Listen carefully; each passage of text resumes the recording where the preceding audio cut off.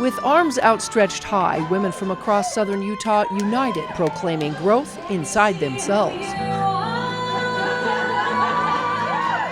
Ignite Your Influence is a day-long networking conference where women can engage in promoting personal, professional, and support upward mobility using leadership skills. The connections made here help strengthen and empower relationships to succeed in future goals. So we have so many women in this community that want to start a business, that have dreams of making an impact in the world in whatever way speaks to them, but they don't know where to start. And we have a lot of resources, but sometimes it's intimidating to know where do you go to find the right resources. And so we can be a hub for that information and help not just send them to those resources, but also have a community around them to support them so that they can grow those resources and make the connections that they need to be successful.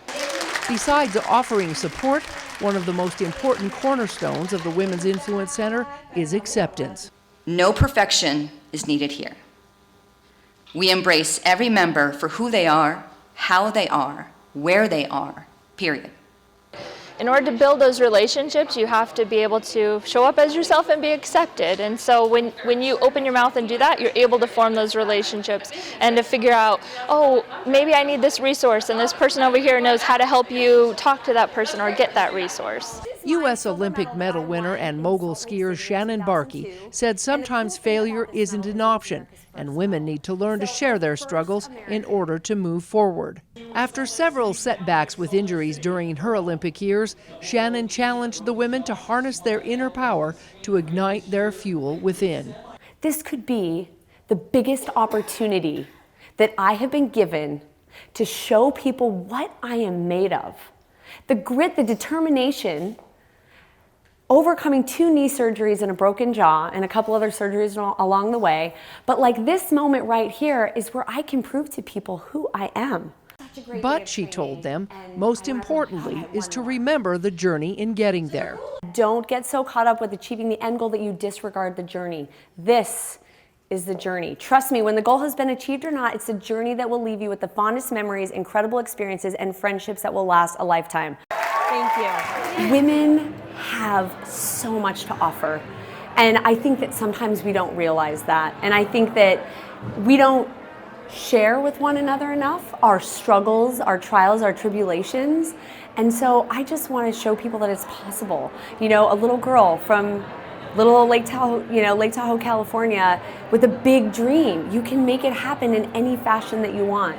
163 women registered for this year's conference. That doubled last year's attendance, and for most, this was their first year.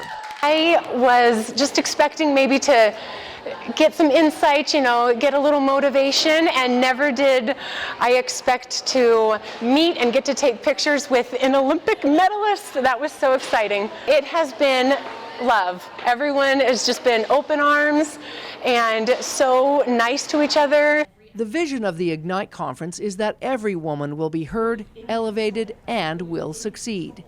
Sometimes that's hard when navigating difficult personalities. And we learn tools, practical application tools that we can take into our jobs, into our homes, and into our lives right now, today, to make it easier and to make us better at how we handle those difficult situations. The women learn personal development skills and tips on how to empower themselves in workshops. When I read out loud, I add incredibly to that experience because I get to read the words, I get to process them, and then I say them out loud verbally, and I hear myself say them. Neurons that fire together, wire together. And to rise together, influencing others every day in a positive manner. By using their angel energy with arms up high like wings, these women were inspired by others to stand up and face their challenges. I think you have to make a conscious decision that when hard things happen, you have 2 choices. You can either curl up in a ball and cry and shrink away, or you can say, I'm going to stand up, and I'm going to stand tall, and I'm going to stand a little bit taller. I'm going to stand as tall as I have to, and it doesn't mean that you have to be wretched about it. I think we have to stand with kindness and compassion and all those good things. We can stand with all of that, but we still have to stand. From the Ignite Conference in St. George, Melissa Anderson, Community Education News.